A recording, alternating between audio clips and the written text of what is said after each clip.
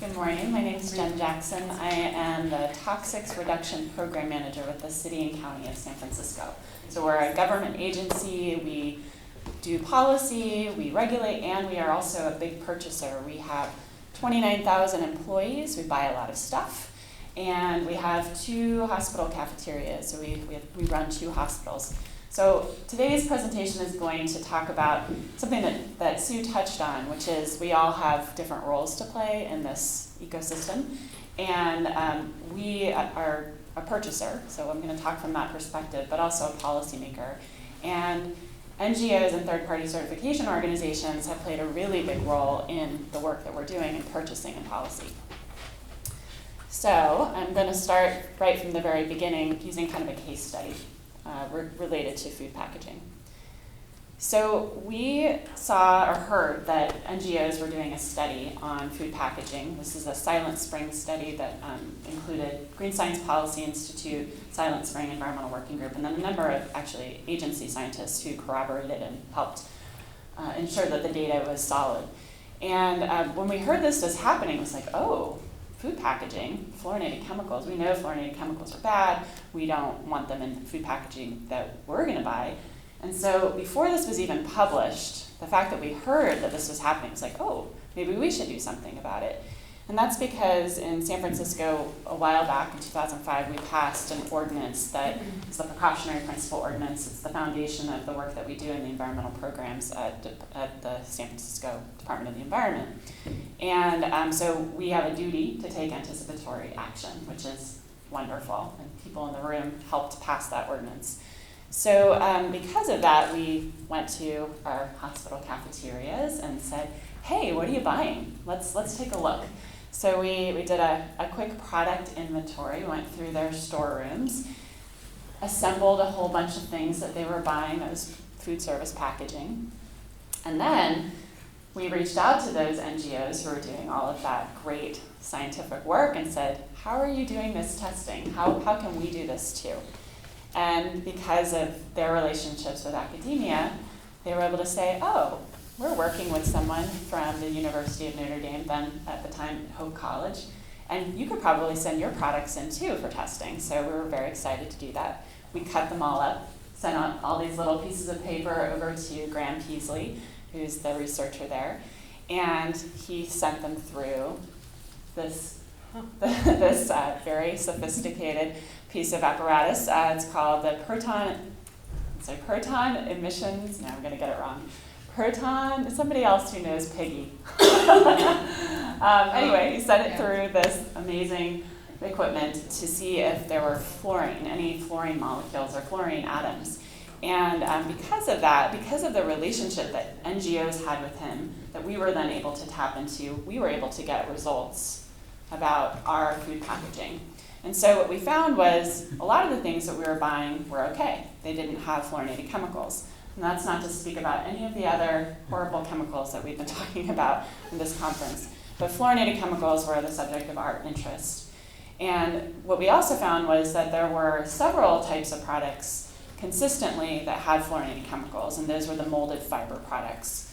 And we were really concerned about those, so we reached out to our supplier, who is just a distributor of products, and said, hey, we want to try to substitute out those products. And we noticed that products that are made of paper as opposed to the molded fiber seem to not have as many fluorochemicals. They seem to either have low or no fluorinated chemicals. So we made a lot of those switches. And then we were very excited. We had the opportunity to update our contract with our suppliers. We put out a request for proposals, did a new contract that said, thou shalt not sell us any fluorinated chemicals in our foodware. So we were super excited about that. Meanwhile, while all of this is happening, we like to think of our purchasing as an incubator or a test ground for policy that we might be able to pass at the city level. And so we're thinking, oh, this is great. Can we do something at the city level? Can we ban fluorochemicals in foodware and pass legislation? And when we started to really think about this, we realized it's not at all possible. We can't ask a taqueria or a cafeteria to go and figure out, do all that testing that we just had done to find out if they had fluorinated chemicals and what should they buy. Because as you can imagine, if you're in food service, your main priority is to get the food out there. The food serviceware is totally a side note. You're just wanting to make sure that it serves the food, it's not too expensive, that people can take it home and it doesn't break apart. And you're really thinking about bottom line too. You don't want it to cost too much. So this is not their primary role. And so also just to think about how do they hunt for their food serviceware. If they're really small in San Francisco, almost all the restaurants are small businesses. So they're hunting on Google, like you might if you were going to have a party. They might go to Costco, they might go to Smart & Final, a larger distributor kind of grocery store for businesses. Or they might actually have a supplier like we did. Those suppliers know nothing at all about fluorochemicals, nothing. They will give you a product catalog and say, what do you like? And then you might get a few samples and try them out and say, that works for me. That doesn't cost too much, great, let's go. So there was no way on earth that we could pass legislation that would require our food service operators in the city to do something about this issue. So meanwhile, we reached out to a third-party certification organization. When we had done the testing on the molded fiber products and found that they were fluorinated, some of those were BPI certified. So Biodegradable Products Institute here in the United States is one of the organizations that certifies compostable products. And in our area, they're the primary certification organization that people look to. And so we reached out and said, did you know that some of your products contain these chemicals that are not compostable, and you should get them out? They weren't really happy with us at first, but when they realized what we wanted to do was improve their standard, they took a huge leap and actually updated their standard. And when they did that, they gave a deadline for all of the companies that go through them to get their products certified of January 1, 2020. They have a product registry, a list of products that meet their certification, and all of a sudden, the window for legislation really opened for us. It's like, oh, now we have a place where companies, food service operators can go and look, or they can say to their distributor, I only want things that are on that website. Much simpler, much, much simpler for them. So the new standard goes into effect January 1, 2020. No surprise. Our legislation also goes into effect January 1, 2020. So at that point, we'll be able to start going into restaurants and checking to see, does the product have the BPI logo? It makes our lives so much easier from an enforcement perspective and also from an outreach perspective on the front end. We're currently, right now, starting to do that outreach. The problem is that BPI is not going to update their website until January 1, 2020. So all of a sudden, we have a big gap that we need to bridge. So they're starting to ask, okay, I want to get ready. I want to get ready for January 1, 2020. I want to be in compliance on that date. What do we do? And again, this is where NGOs have really helped a huge amount. They're helping us bridge that gap.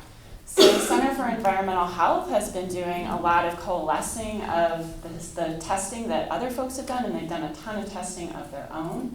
And they put together a report that institutional purchasers can use, so some of the larger folks like Google and the folks that have sustainability people can use. But what's also great about this report is that it has a database of products that have been tested to be fluorine-free. So while it could be challenging for folks, it at least is a good resource for people to begin to think about it. And then hopefully on January 1, 2020, all of these products will be in the BPI database, we hope, and it'll be a seamless transition for them. So because of that, we were actually able to pass our legislation and incorporate all of this work that NGOs have done. I want to make mention that the green screen for safer products and the certification that Mark has been talking about is something we've been thinking about. How do we incorporate that into some of the work that we go and do in the future on other chemicals of concern in food packaging, so that as folks are transitioning to these BPI products, that whatever they're using, so the manufacturers, whatever they're using instead of PFAS, that they're not having a regrettable substitute.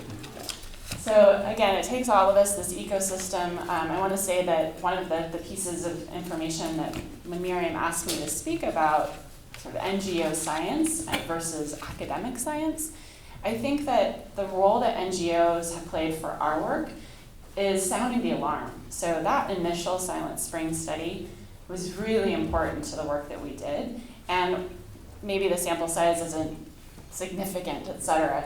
But for us, because we can operate in a precautionary way, we could use that information. And then, science, the academic science can do more and feed more information in later. But that is the place where we can begin to do our work. We can't begin policy. The other place that NGOs really make a huge difference for us as policymakers and purchasers is we are not nimble. Government is not nimble, as you all know. For me to go and find a lab to do the testing, I actually have to have them first be a city vendor. They can't be in many different states that have anti-LGBTQ laws. We have to do a request for proposals. They have to provide them. We have to have a period of time where people can protest. I mean, it is crazy. It is crazy. And so the fact that we could actually piggyback on what NGOs were already doing with an academic scientist made a huge difference and made our work go so much faster. So thank you. I really appreciate some of you are in the room that have helped with this work, particularly Sue Chang from Center for Environmental Health, folks from Green Science Policy Institute. I've really stood on their shoulders, and we've been able to pass this legislation, and now it's a model that others are taking up and trying to pass to in their cities. So thanks.